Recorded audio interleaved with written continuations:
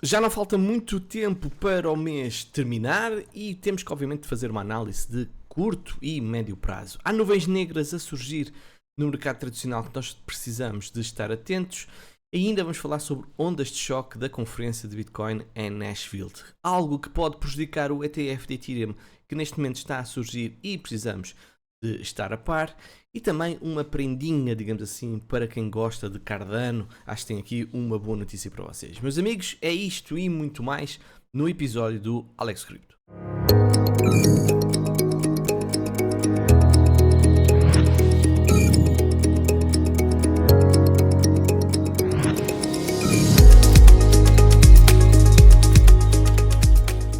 Sim, verdade, hoje trouxe a introdução, já há algum tempo que eu não tinha a introdução e também para matar algumas saudades, que eu também sei que algumas pessoas gostam dessa mesmo intro. Meus amigos, somos 14.500 os subscritores deste canal, portanto eu recomendo que sigas o mesmo porque traz tudo aquilo que realmente é importante e aqui resumo e poupa imenso tempo da tua vida e não tens de estar sistematicamente à procura de notícias, de análise gráfica, análise de dados on-chain. Eu faço esse trabalho por ti. A única coisa que eu peço em troca é que tu subscrevas o canal, comentes, coloques um gosto, porque efetivamente ajuda o canal a crescer. No final do episódio vai-te aparecer estes dois quadradinhos, uma bolinha no quadradinho. Podes subscrever aqui o canal do YouTube, também podes aderir à minha comunidade privada ou utilizar o seu trial de 7 dias. Portanto, vamos a isso que temos muito que falar. Eu tinha falado no início do mês que nós poderíamos ter um pump em julho. Portanto, era a minha expectativa, digamos assim, que teríamos um julho a ver. Não vou mandar aqui a armar em chique esperto a dizer eu sabia, eu tinha previsto, não sei o quê.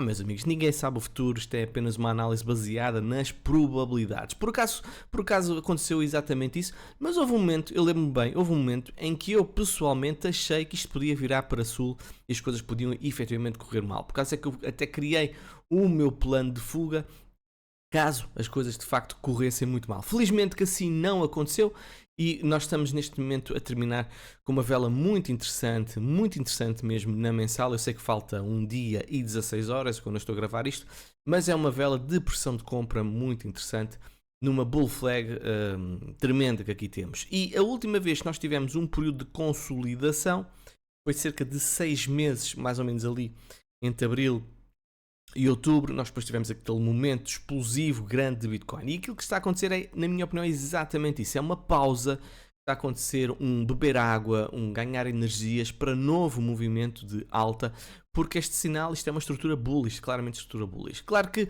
se perdermos e invalidarmos essa estrutura, como por exemplo nós chegamos a vir cá abaixo à zona dos 53 mil dólares, eu irei afirmar que máximos históricos só para 2025, ou então podemos estar perante um cenário pior de início do bear market, mas dou a isso uma baixa probabilidade. Neste momento a maior probabilidade para mim será seguramente máximos históricos e, na minha opinião, a verdadeira alt season virá quando Bitcoin estiver em máximos históricos. É uma análise, vale o que vale, mas é a minha análise. Isto porque é que eu estou tão otimista relativamente à estrutura do preço de Bitcoin? Porque, parem bem, nós estamos 1, 2, 3, 4, 5 velas, atenção, mensais, sempre acima de máximos anteriores, ok? Quer o máximo de abril de 2021, quer o máximo de outubro de 2021, estamos a fazer suporte nessas velas todas e trememos aqui 3 vezes, mas os bulls disseram claramente, não, nós não queremos ver Bitcoin cair, nós queremos ver Bitcoin a consolidar para depois continuar a subir. Este fenómeno desta bull flag tão clara e tão bonita, permitam uma expressão, isto só aconteceu uma vez no histórico de Bitcoin. E a última vez que isto aconteceu, ou melhor, a única vez que aconteceu foi exatamente aqui em 2013. Porque nós fizemos exatamente essa mesma estrutura de bull flag e tivemos 1, 2, 3, 4, 5, 6 meses e depois então arrancámos para aquela subida extraordinária dos 140 dólares aos 1200 dólares. Portanto, onde é que isso já vai, não é, meus amigos? Onde é que isso já vai? Quem nos dera a nós estar nessa altura no mercado. Portanto, parece-me a mim que isto é uma estrutura efetivamente bastante bullish. Já passaram 100 dias pós o halving e o que é que está a acontecer ao preço, não é? Porque, o que é que nos últimos ciclos, como é que estava o preço nessas alturas, ok? E eu fiz este gráfico para vocês ficarem a par. E aquilo que nós podemos ver é que sempre que nós tivemos o halving, no mês seguinte, ou 2 meses seguintes, o Bitcoin já estava com os preços claramente mais altos do que estavam no momento do halving. Foi assim em 2016, em 2020, em 2012, e reparem que em 2024 não, nós estamos praticamente iguais, acho que estamos mesmo iguais quando o mês terminou de maio de 2024. Agora, há aqui uma nuance que nós precisamos ter em consideração. E vocês já me ouviram dizer isto várias vezes. Eu não acredito naquelas ideias que isto sobe para sempre. Eu acredito que quando o mercado... Desculpem lá, estou a arranjar o microfone. Quando o mercado sobe de uma forma tão expressiva como subiu basicamente ali dos 24 mil dólares aos 72, 74 mil dólares, é preciso fazer uma pausa. Eu lembro de dizer que o mercado estava muito esticado. E reparem bem, a nível de Fibonacci, que são sempre valores importantes, na altura do halving, em 2012, nós estávamos na retração 0.618, que é uma retração muito importante. Em 2016, nós estávamos também nessa zona dessa retração. Em 2020, nós estávamos também nessa zona de retração. E em 2024, meus amigos, nós não estávamos nessa retração, nós estávamos cerca de 67% acima da zona normal do ciclo de 4 anos. Portanto, é normal nós termos este período de consolidação, até mesmo uma retração. Porque se nós tivéssemos tido um movimento assim, de retração, mais ou menos aos 40 mil dólares, e isto manteria uma estrutura bullish para Bitcoin. Por exemplo, reparem o que é que aconteceu em 2019. Nós tivemos uma queda muito grande, de 72%, vamos tirar o efeito Covid, de 55%, mas era uma estrutura bullish na mesma. E reparem, este zoom out, por causa é que é tão importante e dá-me tranquilidade aos meus investimentos, e não estamos tão focados no curto prazo, porque implica muita gestão emocional e sinceramente não gosto de estressar com o mercado. Portanto, no curto prazo nós temos exatamente isso. Qualquer notícia, qualquer movimentação leva de facto a uma alteração no preço, e lá estamos nós a fazer análise e tudo mais. Portanto, pelos vistos, houve uma movimentação do governo americano em que, pelos vistos, mudou o equivalente a 2 bilhões de dólares da Silk Road que eles têm, daqueles tokens que eles apreenderam da Silk Road, e o mercado novamente reagiu logo. Mas que raio é que vai acontecer? Isto aqui, o que é que vai acontecer? Peter Schiff veio logo meter a faquinha para magoar o pessoalzito e meter a seu veneno. O governo dos Estados Unidos venderá todos os bitcoins apreendidos antes de Donald Trump tomar posse, porque Donald Trump já disse que não vai vender nenhuma bitcoin, e então Peter Schiff acha que o governo atual vai despejar todo o seu... E atenção, estamos a falar de muita Bitcoin. Atenção, se isso acontecesse, ia ser efetivamente bastante mal para o mercado, e eu acho que aí sim iríamos entrar nesta zona vermelha, porque é mesmo muita Bitcoin. E então, quando surgiu essa notícia, reparem bem o que aconteceu. O preço estava a apertar-se muitíssimo bem. Estávamos a quebrar esta linha branca, que era máximos históricos do ciclo de 2021. Estávamos a quebrar esta resistência diagonal, que aqui está, a primeira, e depois caiu cá para baixo e neste momento está a fazer suporte. Mas tudo bem, meus amigos, tudo bem. Bitcoin gosta muito de fazer estruturas de sobe, desce antes de fazer um movimento muito explosivo. Eu acredito que seja esse, ou melhor, dou uma probabilidade significativa a esse cenário, porque reparem bem, o que aconteceu, por exemplo, aqui foi exatamente a mesma situação. Nós, quando conquistámos... não, estava a ver se isto aqui fez uma coisa, mas não. Quando nós entramos num momento de subida expressiva, depois andámos aqui, sobe, desce, nesta trajetória ascendente, que por norma até é bearish, mas Bitcoin adora fazer isto, e depois rebenta.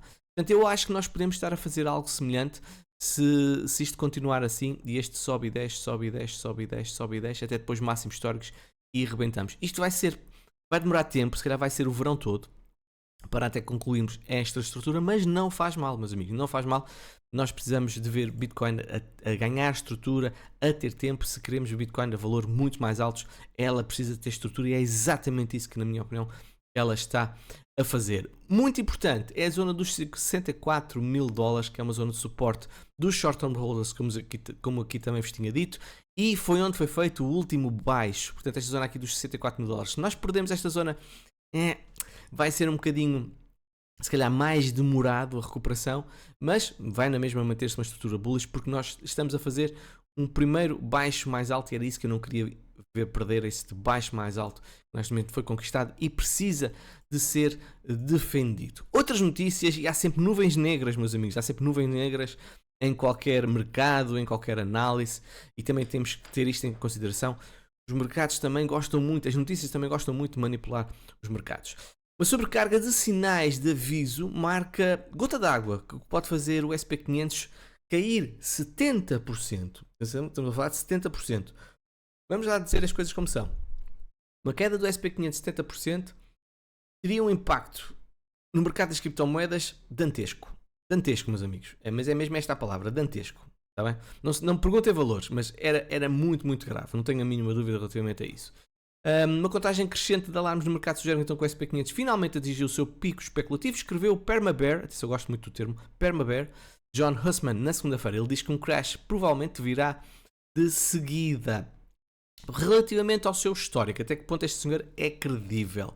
Ele fez repetidas manchetes a prever uma queda do mercado superior a 60%. E prevê uma década inteira de retornos negativos de capital. E como o mercado de ações continua em alta, ele persiste com estas previsões apocalípticas até ter razão. Mas o seu histórico, pronto, também não podemos ignorar. Ele em 2000 preveu exatamente uma queda de 83% do Nasdaq e eles caíram 83%. Ele previu em 2000 o SP500 provavelmente teria retornos totais negativos na década seguinte, o que aconteceu. Ele também previu que em 2007 o SP500 poderia perder 40%, depois perdeu 55% no colapso de 2007 a 2009. Portanto, são uns cartões de visita, digamos assim, relevantes, credíveis para as suas análises.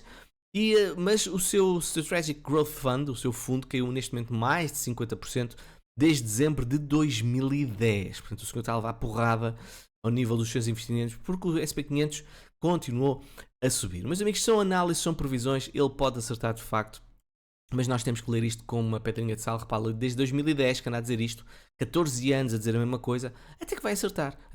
Agora se é agora, ou daqui a um ano, ou daqui a 5 anos, ninguém sabe. Bem, uma coisa é certa, Bitcoin desde junho está a afastar-se claramente do movimento de ação do Nasdaq. Nasdaq é azul, Bitcoin é amarelo, como vocês podem ver aqui no gráfico. E reparem, Nasdaq subiu desde junho até julho, de dia 10 de julho. E reparem o que é que fez Bitcoin. Exatamente, caiu dos 71 mil aos 55 mil dólares. E depois fez um fundo e o Nasdaq começou a cair e Bitcoin começou a subir. Se isto vai ser a norma, eu acho que são momentos esporádicos, mas eu gosto de ver isto. Isto seria extraordinário se nós víssemos vida própria em Bitcoin, até para nos protegermos de uma eventual previsão certeira do senhor que eu acabei de falar. Agora, o que é que pode ajudar caso o mercado de facto do mercado tradicional caia? E nós podemos ter uma certa proteção, ou uma queda menor, ou até subida, porque vocês sabem, o price action neste momento está a apontar para a subida. E esta notícia é muito importante, meus amigos. Os ETFs de criptomoedas vão atingir os portfólios modelos tipo, no final do ano. Ou seja, apenas no final do ano é que nós vamos ver o grande capital provavelmente entrar nos ETFs da BlackRock. Neste momento, empresas como a Morgan Stanley, a Wells Fargo e a UBS estão a fazer análise de risco e as suas diligences para analisar as funções de Bitcoin e Ethereum nos seus portfólios. O que diz esta notícia é que no final deste ano e no ano que vem, 2025, vamos ver alocações em portfólios modelos que nos darão muito mais orientação sobre como é que os investidores estão a utilizar esses portfólios modelos e qual o seu interesse em Bitcoin e Ethereum. Eu acredito mesmo, tendo em conta o desempenho excelente, e a palavra é mesmo esta, excelente que Bitcoin teve ao nível dos ETFs, acredito que vai haver grande interesse por parte destes grandes tubarões do mercado financeiro. Para quem não sabe, os portfólios modelos oferecidos por grandes corretoras de serviços completos geralmente adotam uma abordagem diversificada de investimento, buscando um equilíbrio entre risco e retorno com base em uma estratégia transparente. Ou seja, nós vamos ver provavelmente Bitcoin e Ethereum dentro de um cesto de se calhar outros ativos, outras commodities ou outros índices, não sei, mais conservadores para funcionar então como hedge e para equilibrar esse mesmo portfólio. Uma coisa é certa, a BlackRock espera que este modelo de gestão cresça dos atuais 4,2 trilhões de dólares para 10 trilhões de dólares nos próximos 5 anos. Ou seja, é mais de duplicar a nível de gestão, a nível de investimento, a nível de entrada de capital que a BlackRock aponta. E obviamente que não é, Bitcoin e Ethereum não vão receber 5 trilhões de dólares, atenção, mas se receberem e vão receber uma parcela ou uma fatia, pequena ou grande, nós não sabemos, deste gigante de capital, atenção, estamos a falar que o Bitcoin neste momento tem um market cap de 1.2 trilhões de dólares, que é o market cap total, não sei se de cabeça deve estar acima dos 2 trilhões e não muito mais acima disso. Portanto, eu acho que é um impacto muito grande que pode ter no final de 2024 e em 2025. Mas a senhora que aqui está a falar, que é a senhora Samara Cohen, diz também que os investidores realmente querem obter a sua exposição em Ethereum, especialmente se eles vão utilizá-lo no contexto de um portfólio geral, num ecossistema no qual eles confiam. Ou seja, nós estamos naquela fase inicial do dump da Grayscale, tal como aconteceu com o Bitcoin. A partir daí nós vamos ver o retalho a comprar via ETFs Ethereum. E só mais tarde é que nós vamos ver então estes grandes capitais destas grandes instituições a entrar em Ethereum. Portanto, é preciso tempo, é preciso ter paciência e não ter uma visão de curto prazo. Outra boa notícia, claramente em onda de choque relativamente ao que Donald Trump disse, não foi bem o Donald Trump, foi Cynthia Lummis, disse em Nashville, na conferência de Bitcoin. O legislador de Hong Kong propõe reserva de Bitcoin para Hong Kong. Isto seria muito interessante. Obviamente nós não estamos a falar da China global, mas sim de Hong Kong, que tem poderes e tem uma liberdade específica, mas é sempre uma porta aberta, é sempre uma possibilidade para a China, que é a segunda maior economia do mundo, também colocar Bitcoin como sua reserva de valor. Isto é muito à frente, não está para acontecer para agora. A China neste momento está naquela fase a mudar o discurso para aceitar novamente Bitcoin, até porque as coisas estão a correr bem em Hong Kong, mas dando tempo ao tempo, é o que eu digo, se calhar no espaço de 5 anos, espaço de 3 anos, espaço de 10 anos, não sei, nós podemos ver de facto China a ter Bitcoin, China e outros países a ter Bitcoin como uma das suas moedas como reserva de valor. Por cá, ainda temos, disparate, Kamala Harris, por lá, digamos assim, nos Estados Unidos, continuamos a ver movimentações, portanto Kamala Harris está a ser pressionada supostamente por doadores democratas, ou seja, estas pressões têm importância porque é cash, é capital, não é? Para que Kamala Harris compareça na próxima conferência de criptomoedas que vai decorrer em outubro. Se calhar, isto sou eu meramente a falar, meramente especulativo, se calhar Kamala Harris não apareceu porque Donald Trump ia lá estar, e era muito recente, a senhora tinha acabado de tomar posse, não oficial, mas oficiosamente, que será candidata pelos democratas, mas em outubro já passou muito tempo e vai depender muito das sondagens, na minha opinião. Se Kamala Harris estiver atrás ou as sondagens estiverem muito equilibradas com Donald Trump, eu acho que ela não vai conseguir, ou não vai ser inteligente da parte dela, descurar 50, 60, 70 milhões de potenciais votos por parte de quem detém criptomoedas nos Estados Unidos. Portanto, vamos ver o que é que vai acontecer por parte dos democratas. Eu acho que está também interessante. Ethereum continua a sua sangria perfeitamente normal, caiu ligeiramente, vamos ver se isto é uma nova tendência e que o fundo já foi feito, mas ainda há muita BTC muito Ethereum para ser despejado por parte da Grayscale. A Grayscale já despejou 1.72 bilhões de dólares, reparem bem, enquanto que a BlackRock adquiriu 500 milhões de dólares, mas o saldo total é 440 milhões de dólares a negativo, por parte dos inflows, outflows de Ethereum. Como vocês podem ver aqui, os holdings da Grayscale caíram cerca de 22%, e ainda tem muito para cair até isto voltar a equilibrar, mas o caminho está a ser feito e é assim que as coisas depois tornam a ficar mais equilibradas. Esta notícia é importante. Eu sinceramente não sabia disto e surpreendeu-me, não de uma forma que me deixou satisfeito, mas não deixa de ser relevante e é por causa que eu trago ao canal. Entradas de ETF de spot terão um efeito mais fraco em Ethereum do que a Bitcoin aponta, segundo o CryptoQuant. E eu, quando li esta notícia, disse assim: mas claro que sim, a Bitcoin não tem, a Ethereum não tem o mesmo peso que Bitcoin. Bitcoin é uma marca, Bitcoin é o core, digamos assim, de tudo o que é criptomoedas. Bitcoin é descentralizado, quer dizer, é completamente diferente. Vamos ter uns inflows muito menores, mas foi aquilo que eu disse, se for ali 15%, já é bom dos inflows dos ETFs em Ethereum. Mas há aqui uma notícia que foi publicada então pelo relatório do CryptoQuant, que descreveu outros fatores que podem impedir o Ethereum de experimentar o mesmo crescimento pós-lançamento de ETF que Bitcoin. Um desses fatores é o aumento do fornecimento de Ethereum. Desde que os programadores de Ethereum implementaram a atualização de Dencun na rede em março, o fornecimento de Ethereum tem vindo a aumentar. Ou seja, temos tido um aumento de supply de Ethereum.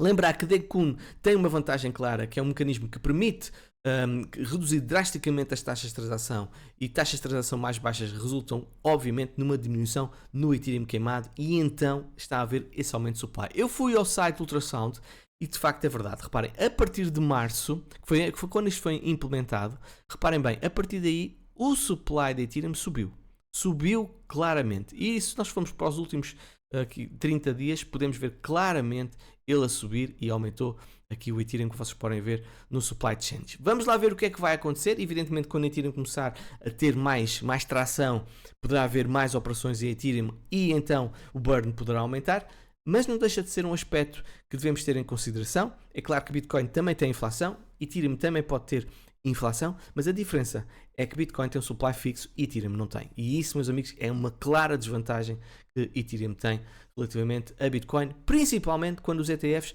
não permitem staking de Ethereum. Se permitissem o staking de Ethereum, aí a conversa seria mesmo outra. Quem está em alta é Solana. Solana, meus amigos, é assim, quem não gosta de memecoins, uma forma tremendamente simples de estarem expostos de uma forma mais segura em memecoins é investindo em Solana, porque Solana está a ser a rainha das memecoins, é a base onde as memecoins estão a ser criadas. E porquê? Porque as taxas são efetivamente muito baixas comparando com o Ethereum. Portanto, reparem bem, Solana superou o Ethereum em volume de negociação nas DEX nas últimas 24 horas, feito inédito, alcançado graças ao frenesi em torno da memecoin Neiro, que tem seu nome em homenagem ao novo cachorro adotado pela família do falecido Cabuço, mascote de Dogecoin. O volume de negociação foi de 2 bilhões de dólares, ultrapassando o volume combinado de Ethereum, redes Layer 2 e Binance Chain no mesmo período. Extraordinário o desempenho de facto de Solana, e isso levou obviamente a uma subida. Isto é o par BTC, Solana BTC, e podemos ver claramente que nós tivemos 1, 2, 3, 4, 5, 6 semanas consecutivas a subir neste canal ascendente. Atenção, está aqui um bocadinho esticado, podemos ter agora uma ligeira correção. Mas, por exemplo, se formos a Solana e Ethereum, também podemos ver claramente que estamos praticamente em máximos históricos. Portanto, tem sido um desempenho extraordinário por parte de Solana neste ciclo, e se virmos então aqui, nós podemos ver claramente que nós estamos a ter um breakout da sua longa estrutura de consolidação, mesmo que agora tenhamos um retest no time frame semanal, até porque na diária já o fizemos, mas é efetivamente bullish a estrutura de Solana. Notícia também relevante: a SEC busca emendar, digamos assim, a acusação que fez relativamente aos títulos de criptoativos que está neste momento na sua disputa com a Binance. Portanto, eles estão a mudar um bocadinho de discurso, e eu acho que isto é muito triste. Quer dizer, primeiro vão para o tribunal e depois, afinal, se calhar atribuímos uma definição a criptomoedas, a estes títulos, se calhar que não é bem a correta, queremos agora ajustar isso, e nós estamos a falar de títulos como Filecoin, Algo, Solana, Cardano, Polygon, Cosmos, Sandbox, Decentraland, Axis e Coti, tudo eles a considerarem como não securities, ou seja, como commodities. E isto efetivamente, não, peço desculpa, exatamente o contrário, considerar como securities, certo? Portanto, isto efetivamente não ajuda a adoção destas criptomoedas nos Estados Unidos, e esta possível alteração não justifica por si só um abandonar da argumentação que estes tokens são títulos, atenção, mas é uma mudança que pode abrir porta a uma argumentação da Binance a dizer: meus amigos, vocês nem sequer conseguem definir bem estas criptomoedas, portanto o juiz pode levar o caso claramente a ser favorável para a Binance. Por fim, Cardano disparou 300%, não em preço, meus amigos, lamento, mas em entradas de fundos institucionais. Segundo o último relatório da CoinShares, nós podemos ver então uma entrada de 1.2 milhão em entradas, o que efetivamente é relevante. E esperemos então que quem tem Cardano e gosta de Cardano, que comece a subir. Estou a falar Cardano porque eu sei que muita gente gosta de Cardano. Meus amigos, amanhã não haverá episódio. Peço então que subscrevam o canal, que coloquem um gosto, comentem, porque ajuda efetivamente o canal a crescer. Espero que tenham gostado. Beijinhos e abraços.